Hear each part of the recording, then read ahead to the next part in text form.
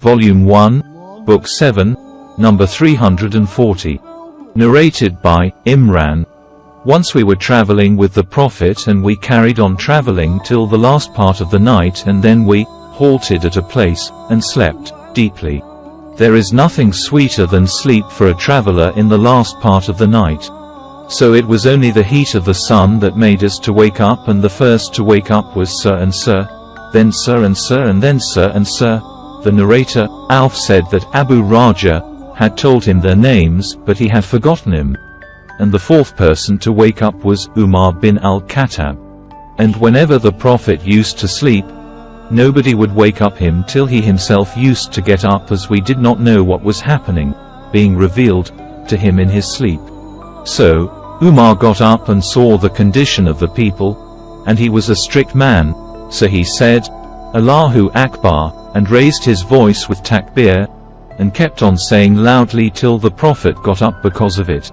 When he got up, the people informed him about what had happened to them.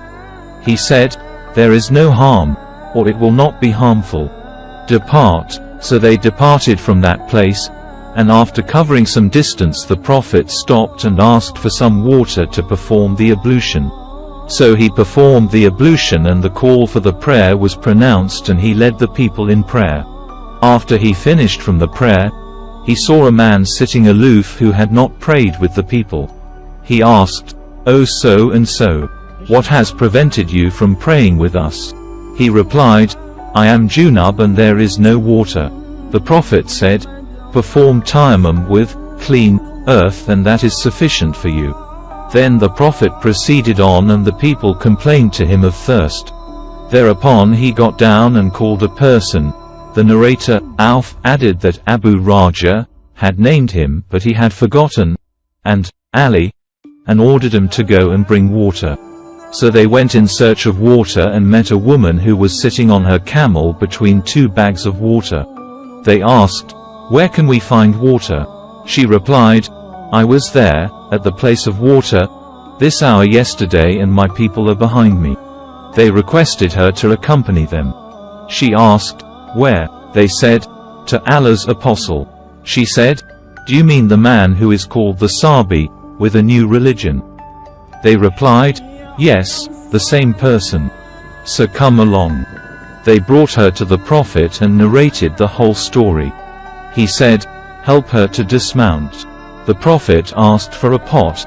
Then he opened the mouths of the bags and poured some water into the pot. Then he closed the big openings of the bags and opened the small ones, and the people were called upon to drink and water their animals.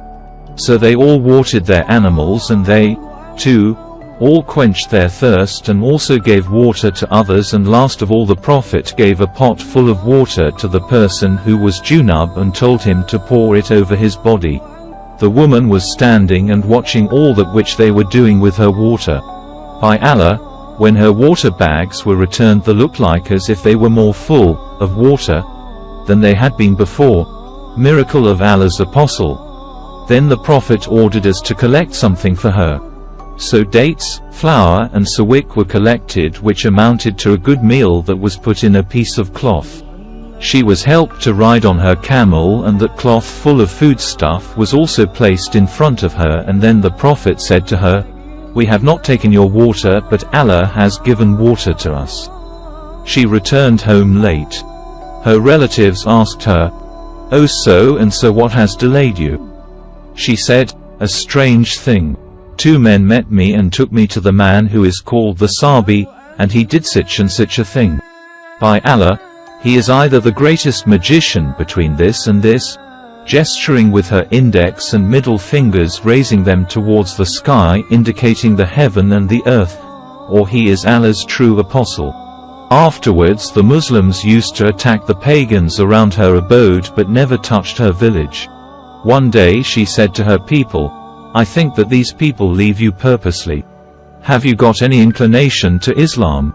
They obeyed her, and all of them embraced Islam. Abu Abdullah said, "The word Saba means, the one who has deserted his old religion and embraced a new religion."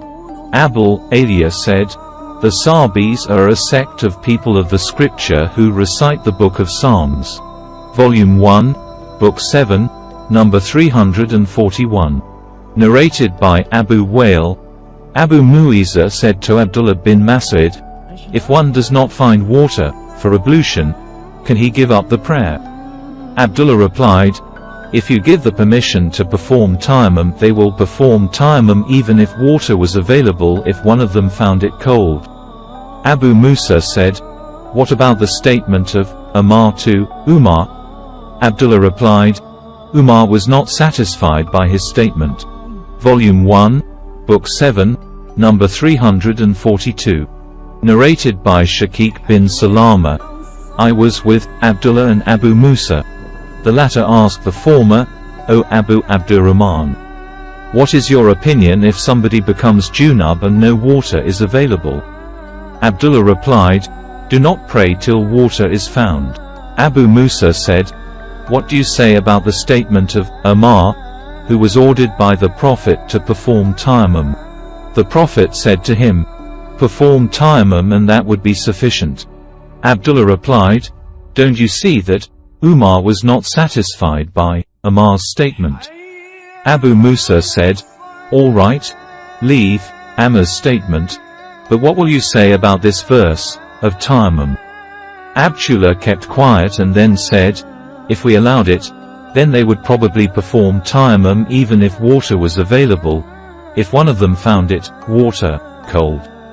The narrator added, "I said to Shakku, then did Abdullah dislike to perform tayammum because of this?" He replied, "Yes."